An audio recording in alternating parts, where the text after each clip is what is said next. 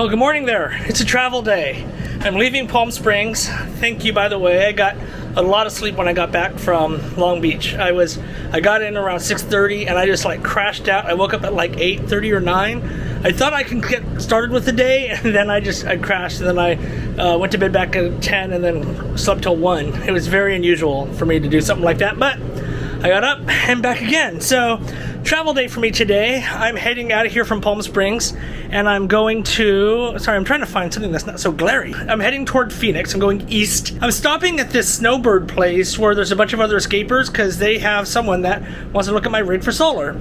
So I'll be spending one night there. So I'm kind of excited to get some quotes. And then I also have some quotes I'm going to try and get when I'm in the Phoenix area. But my goal is to get this thing done like right away because it's long overdue. Packing up is normally an easy thing, except for when I have something new. This is the first time I've used my Starlink, and I'll have a review on my Starlink coming up, but I'm trying to figure out how I'm going to package this when I'm driving, and I don't know if I should keep these original boxes or if I should just find another way. But for now, I think I'm going to see if I can get everything back into its original box for this ride. I'm sure that down the line, it's just going to be something that I just put on the bed like everything else and the reset up. The problem is Starlink isn't available everywhere. Like there's no service coverage in Phoenix at all, and even where I'm going there's no service coverage, so I won't need it for the next I don't know how many days or weeks. So Arizona just doesn't really have any coverage for Starlink right now, so it's pretty useless. So that's why I want to put it in the box, just because I know it'll be more like long-term storage than just quick transportation from one place to the other. Alright, so I know for Starlink, it's kind of got the whole line of sight. Look at this. Here, it's got the whole line of sight all the way up, so that's cool. So I got to come down here to stow, and then the dish is going to pack itself. I'll say stow, and there it is. It's a little dirty though.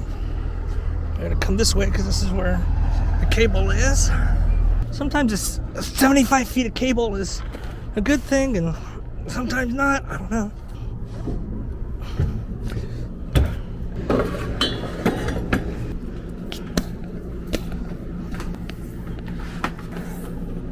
Sooner or later, I'm going to have to run a permanent system from a real power cord, probably in the back over there in the bedroom, to the router, to this. But I have to think about how I'm going to do that still. All right.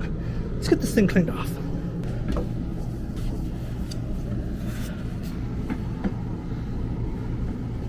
I gotta remember how all this, to get out of the base, gotta remember how all this went back in. Let's put the dish in first. Is it supposed to be like that? It's gonna be this way. Got it. I had to turn it around the other way because this thing kind of tilts back. This thing is gonna go in right here. Yeah, look at that. I got it. All right, I think I figured it out. I don't know if it's right or not, but as long as the box closes and it's secure, what I did was the router goes under the Starlink, then the Starlink antenna, then the base. This goes on top. Cables go on, and with any luck, this box will close, or close enough to be acceptable to. There we go. I don't know how to get all that crap back in there, but so I'll do a full review on the Starlink experience that I've had over the last 4 or 5 days since I've been here. So far, not bad. I've had some issues, but I think that was just mostly connectivity because of obstructions, and it took me a while to find proper placement. But it's got some really great functions inside of the app that talks about visibility, speed testing, just all the data. It was really simple to set up and get to work. So yeah, that'll either be this video or the next one. I haven't decided yet. Oh, the poor kitties are going to be disrupted.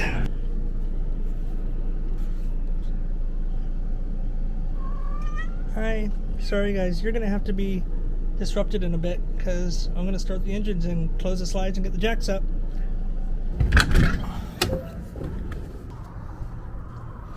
All of my tanks are closed except for the shower one. Oh, that one there. And I go over here to dry camping.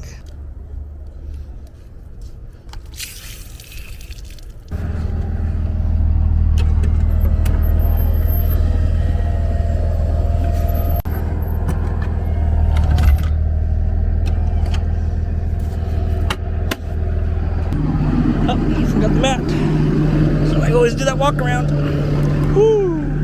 Wow.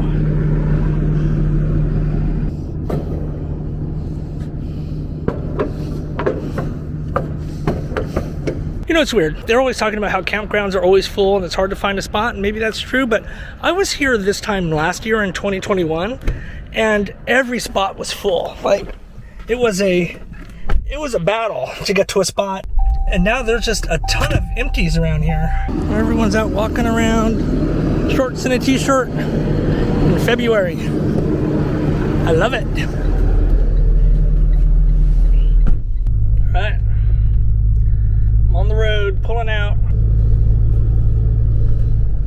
Okay, I'm worried now that, oh wait, there it goes. It's like, turn right at the traffic light, okay, then take the first left. I was saying, this thing is not updating itself, and I don't like it, but there it goes. It's just a little slow.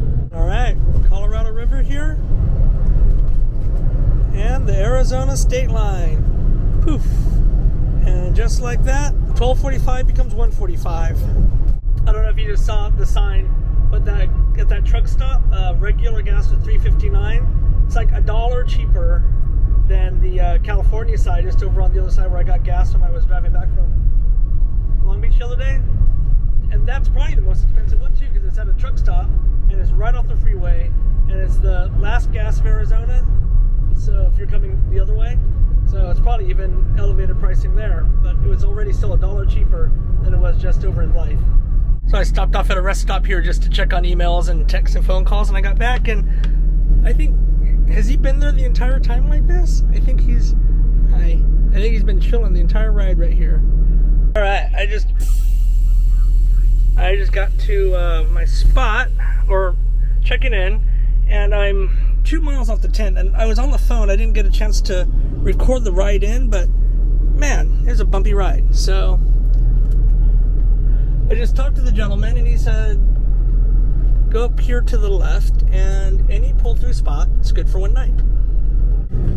There was a sign out here that says, Arizona's best kept secret, and I can maybe see why. There's not much going on out here. I don't even know what these sites look like. They're all just it's kind of one of those things where you want something that's level and good, but you don't, want to go right next to somebody if you don't have to. You kind of want to leave some room to turn.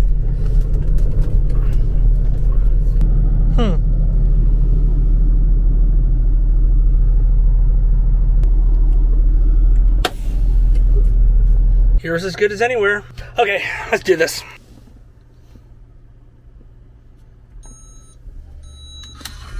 The good thing about boondocking is once I get the levels, I just open the slides and I'm done. So when I came in here and I parked, I made a kind of a big loop to come around, because again, I was looking at the sun, and the sun is out this way, so it's only going to affect this window here.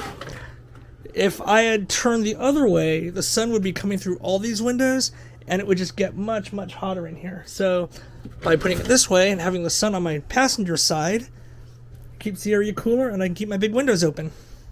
I'm out here on the outskirts of Phoenix for the day, or for the night, or actually just for the next hour or two before I got to bail out of here. But I've been getting work done on my solar, and I want to keep you updated on what's going on, because the guy is an Xscaper who's going to be doing my solar install. So I came out here, met him, we did an analysis, we did the measurements, and we came up with the system. So let me tell you what's going on. We were able to, I got it louder, I might actually go back up there and take a look myself. But we're going to go with a system that is going to have a rack that's going to go all the way from the front air conditioning, and it's just going to be built over the air conditioning to go all the way back to the back. We're going to go with 6 435 watt panels. It's going to give me about 2,600 watts of solar for my 400 amp hours of lithium, and that's a lot. It's going to allow me to grow, because one of the conditions, or one of the things that I wanted to do is assume that I had 600 amp hours of lithium, not 400. I wanted to overbuild the solar, so that way later on I can add a couple of extra batteries for more storage. So that's why we went with that one. The other thing, which is great, is another Xscaper was planning on doing same solar upgrades as well. So we were able to combine our panel orders and order a pallet. So we got them much, much cheaper. So that was also a great deal. Ugh.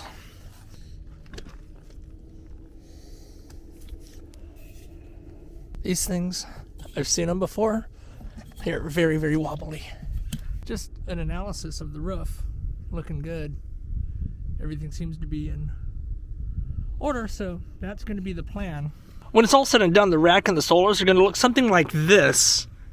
This was another rig that was here. He didn't do this job, but this is the similar situation of what I'm going to have. Some of the benefits of putting a rack over the AC and going all the way down is A, it's going to keep the sun off the AC, so it's going to keep it cooler when it's running.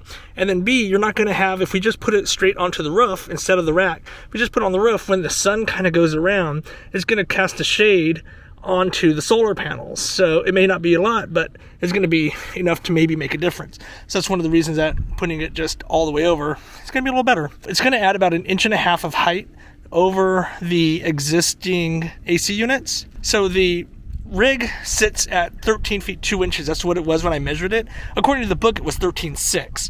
But adding 1.5 inches and when it's 13.6, that's a lot. So I think we're going to be okay, because it's going to bring me up to maybe about 13.4. once we get the rack and the panels on there. But you don't want to go too high because, you know, there's clearance issues that is going to be involved. The other thing that I asked was about the AC maintenance. Like, if we're going to put these panels over the air conditioning unit, how hard is it going to be to get them off to be able to service the ACs when I need to be able to do that? And we're going to use these 4 locking nuts that will just pop off. They're going to be really easy, really simple. So that way they'll be able to pop off in just a matter of minutes. So that way we don't have to worry about big tools or anything like that I would need to pull off the panels in a situation where I needed to get to the air conditioning. So getting the panels ordered, we're getting all the accessories ordered, like the racks and all the parts and the wiring and the solar controllers and all that. And the plan is I'm going to go back and take care of all my other stuff that I want to do in Phoenix, and then I'm going to come back out in a couple of weeks when all the supplies are here, and we're going to do the install. I said maybe like 2 days, but at least I can stay in the rig while he's working on it. So that's a good thing. And then by the time I start heading east and by the time I do my Tucson event, I should be fully stocked up with solar. So that's a good thing.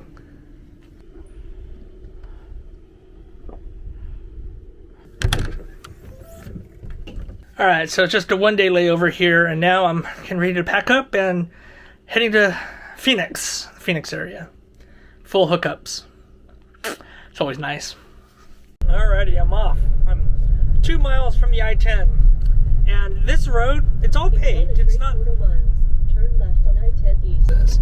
You see those little groovy thingies in the road? It's just all like clunk, clunk, clunk, clunk, clunk, clunk, clunk, clunk. Look at the wheel shape. I'm not even have my hands on it. It's just.